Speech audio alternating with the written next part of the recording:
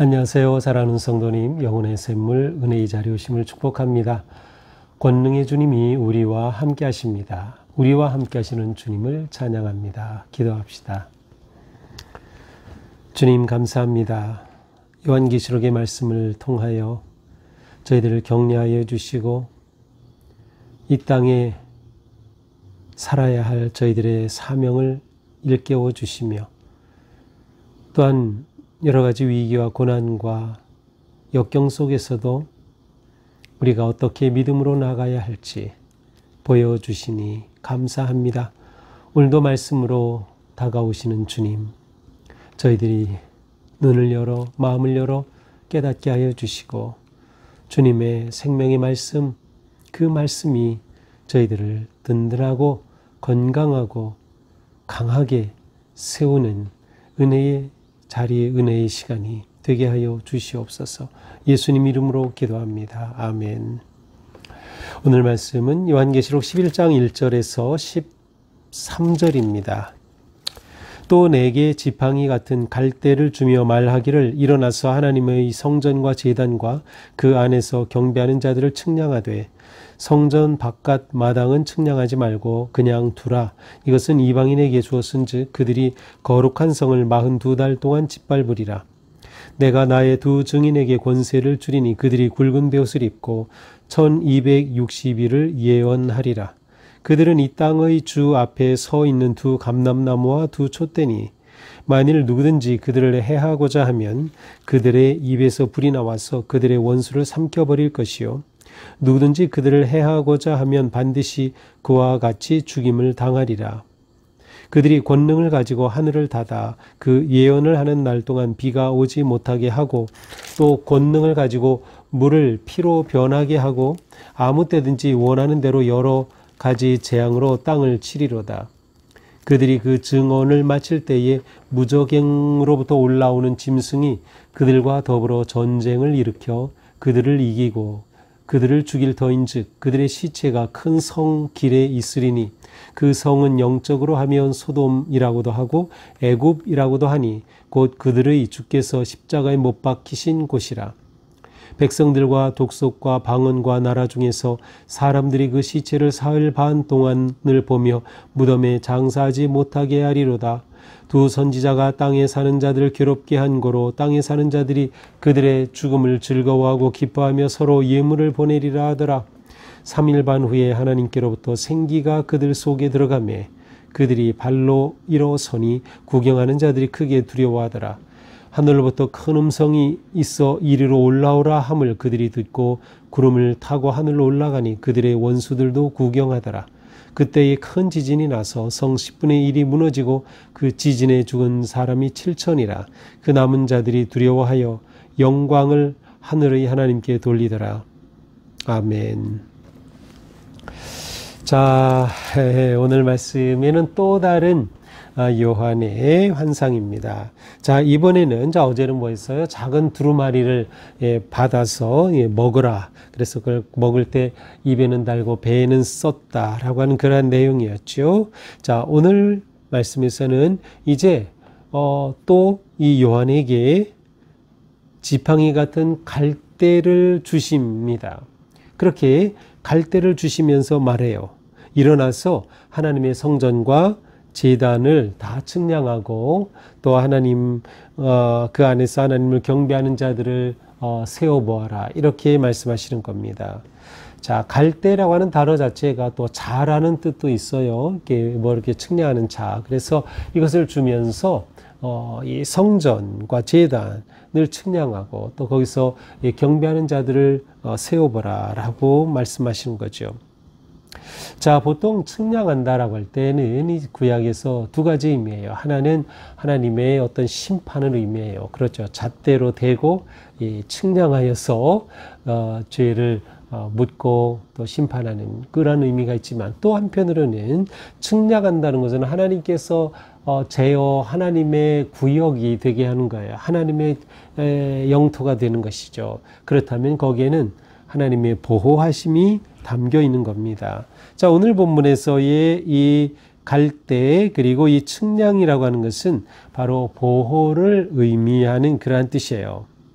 그러므로 경배하는 자들을 보호하시기 위한 겁니다.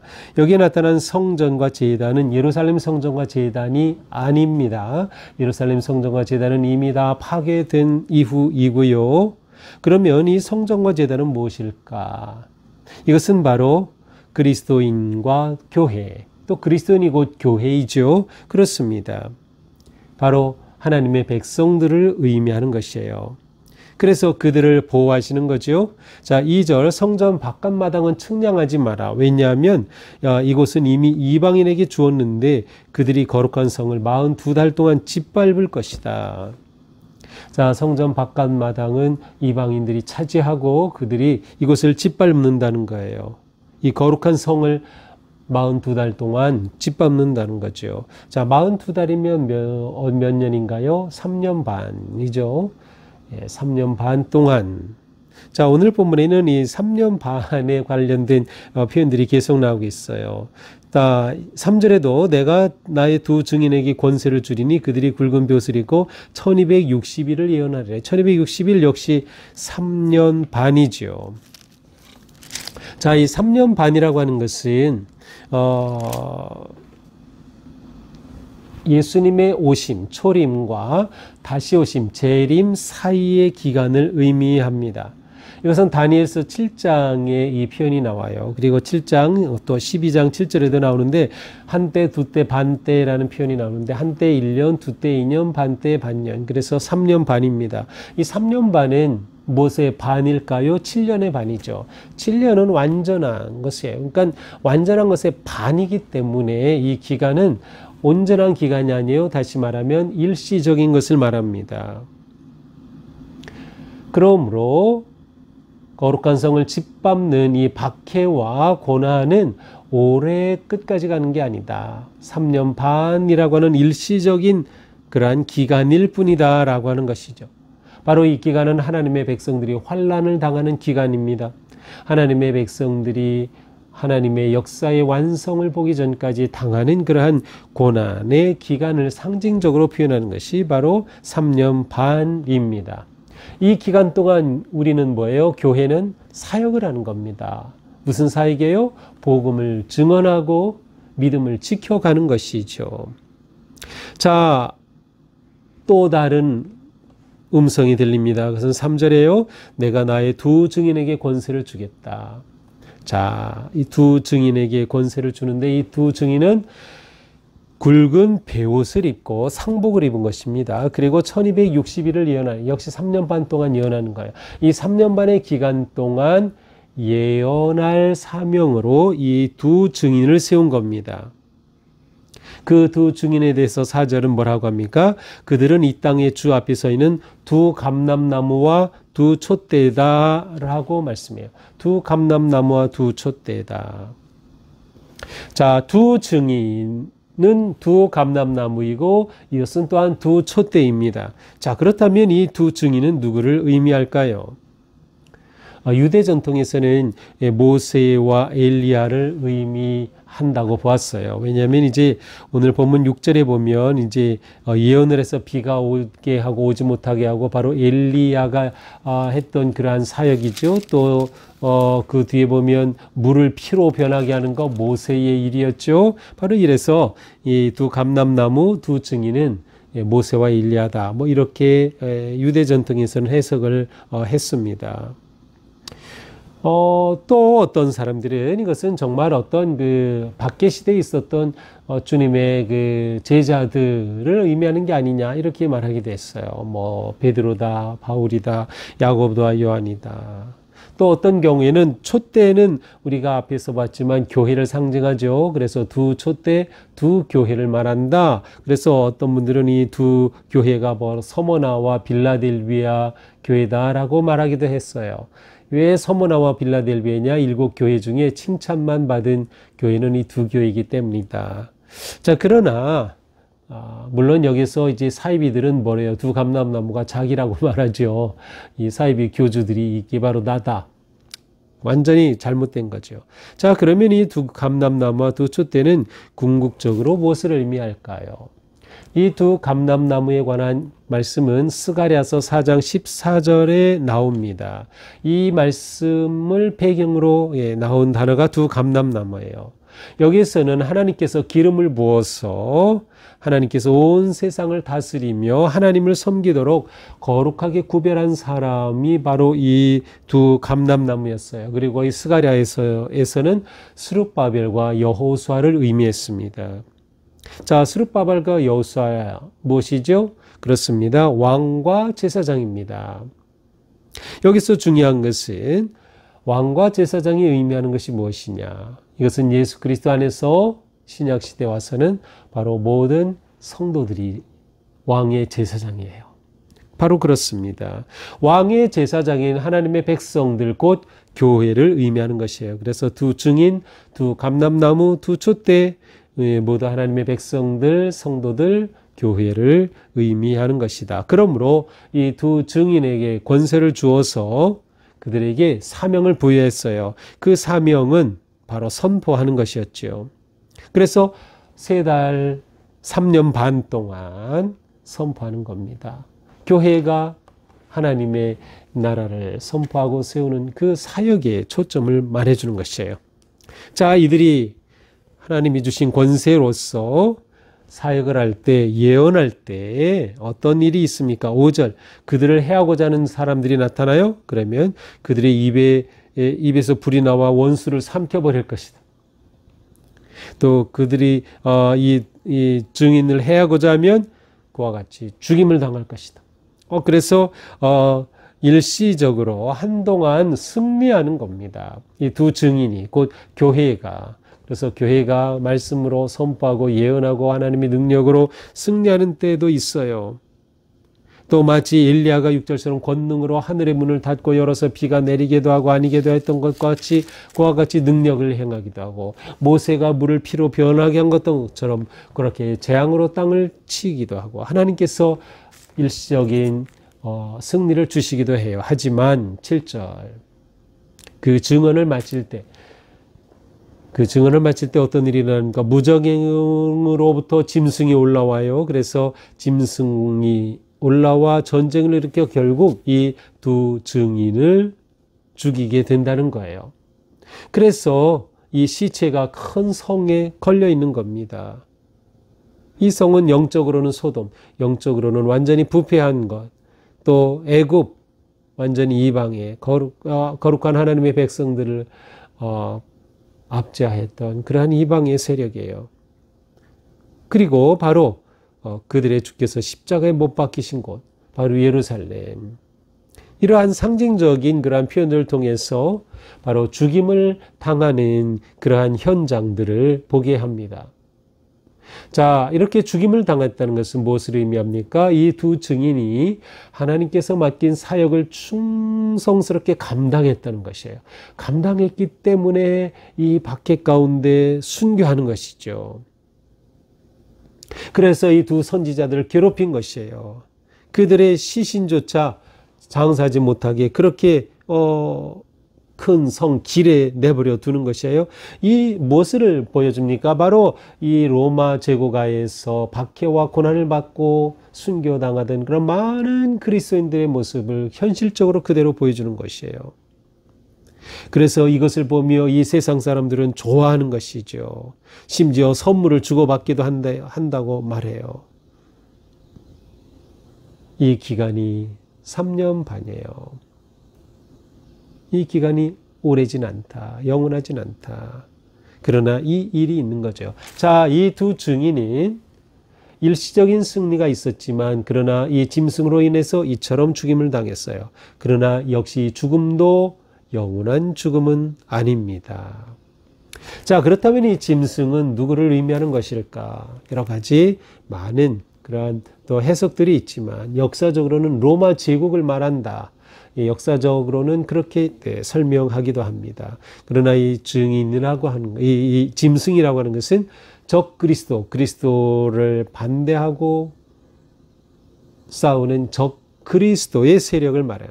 사탄의 대리자 아니면 사탄의 세력을 의미하는 것이에요.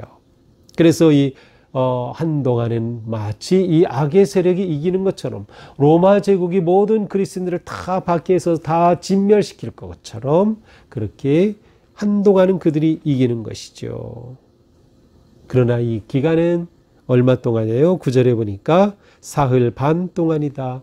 짧은 기간이다. 이 기간은 지나갈 것이다. 자, 이렇게 사흘 반, 3일 반이 지나면 어떤 일이 일어납니까? 11절 하나님께로부터 생기가 그들 속에 들어가. 하나님의 생기가 생명이 들어가니 이렇게 죽임을 당한 이 두 증인이 어떻게 됩니까? 일어서서 발로 일어서서 이 모습을 보고 구경하던 자들이 두려움을 느끼는 것이에요.